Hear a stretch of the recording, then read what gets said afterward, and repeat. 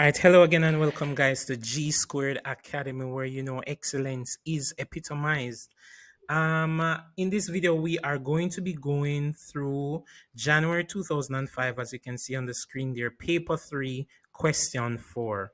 Okay, so I did paper 3 and paper 2 in a previous video. You can check those out, right? So let's get right to it.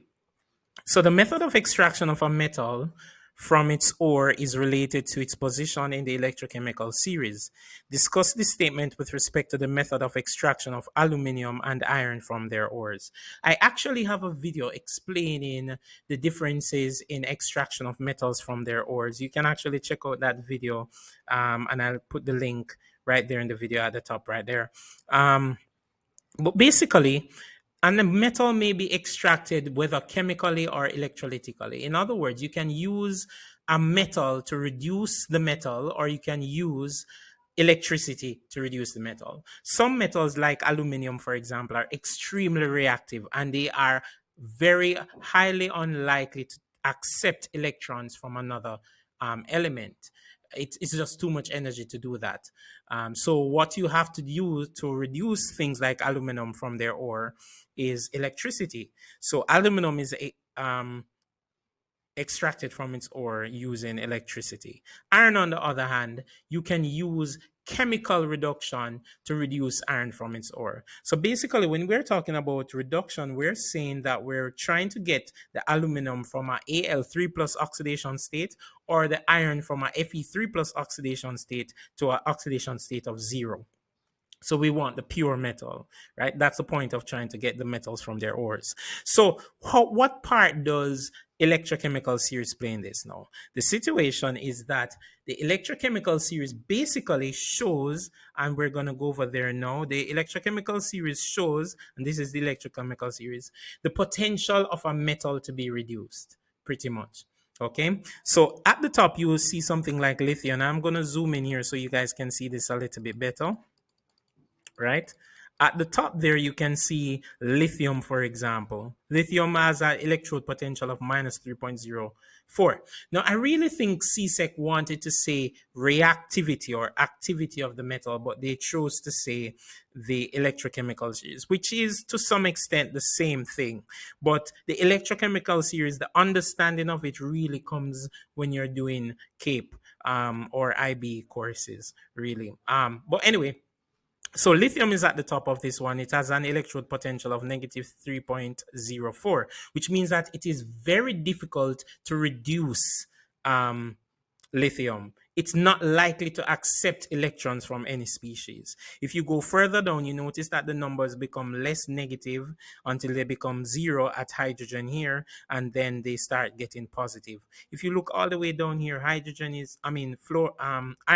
is all the way down there at positive 0.77, which means that everything above it can give iron electrons. All the elements above it can give iron electrons, including hydrogen. And of course, carbon is not here as well, but carbon is able to give electrons to iron based on its electrode potential. All right. So that is the idea behind using the electrochemical series to extract the iron from its ore. But you could also look at, and this thing is moving, you could also look at the reactivity series, right? The reactivity series also plays a part in this as well. So if you go across, here's the reactivity series, and there's iron all the way somewhere down there. There's iron right there, and there's carbon. Carbon is above iron. As you can see, let me zoom in so you can see that a little bit better. Carbon is above iron right there. And so therefore, carbon is likely to give electrons to iron, and that's why we can chemically reduce iron from its ore, because of things like that. So you're going to see now how we use carbon to reduce iron from its ore.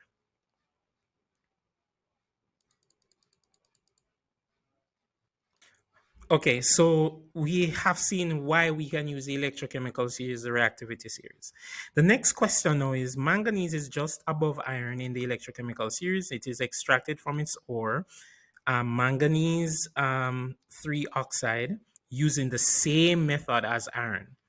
Based on this information, outline the main steps involved in the extraction of manganese from its ore. And you should include in your answer 3 chemical equations to represent the main reactions occurring in the extraction process. So they're not necessarily looking for the formation of the impurities and those sort of things. What they're looking for is just the reactions which occur. So here you go. Here is the blast furnace where iron is extracted, right? So iron is extracted in the blast furnace, which is this thing right here. Okay, and these are just they represent the height of the furnace, as you can see in feet, and the temperatures under those locations. So iron is just below manganese, and they're basically saying that you're going to use the same method. So here you go. First of all, coke, which is carbon, reacts with oxygen to form carbon dioxide. This is an exothermic reaction. That's why you see delta H negative over here. In other words, it gives out heat. So coke is added to the top. See it right there, roasted ore, coke, limestone is added to the top, and hot air is blown through the bottom of the furnace. Eventually, the hot air and the coke come together to form carbon dioxide. In the second stage of the process, what happens is that carbon dioxide reacts with more coke. So the carbon dioxide, which is formed up here, reacts with more coke down here, right, to form 2 moles of carbon monoxide. This process is endothermic, which involves heat being used by the system, and therefore depriving the environment of that heat, right? So this is an endothermic process. Then now finally, so these are 2 equations that you'd be using. Finally, in stage 3, your carbon monoxide reacts. In this case, notice I have iron here, but your examiner asked for manganese. And if you go back, you'll realize that it's the same formula that we're using. See, manganese, MnO2, Mn2O3, sorry, Mn2O3, right? It's the same formula using Fe2O3. So all you're doing is just replacing Fe with the oxygen, and these are your 3 equations, right? So the carbon monoxide reacts with the iron oxide to give you iron and carbon dioxide. And that's basically the blast furnace for you, the 3 main equations that you need. So that's all you need to do, and explain that the substances react at different stages in the blast furnace. Okay. All right. So we press on. Finally, now, part C, pure manganese has very few uses. Because it's brittle, and it is attacked by water. However, industrially, it is very important. It is a constituent of the alloy duralumin. Duralumin contains aluminium 95%, and copper 4%, and traces of magnesium and manganese. State 2 uses of duralumin. Now, off the top of my head, without even checking, we could say duralumin is used to make motor vehicles and to make aircrafts. Okay, because of course, well, we just are stating here, they're not asking to explain anything, but duralumin is pretty light and it is corrosion resistant. So you want a light car. If you notice, cars these days are very light, right?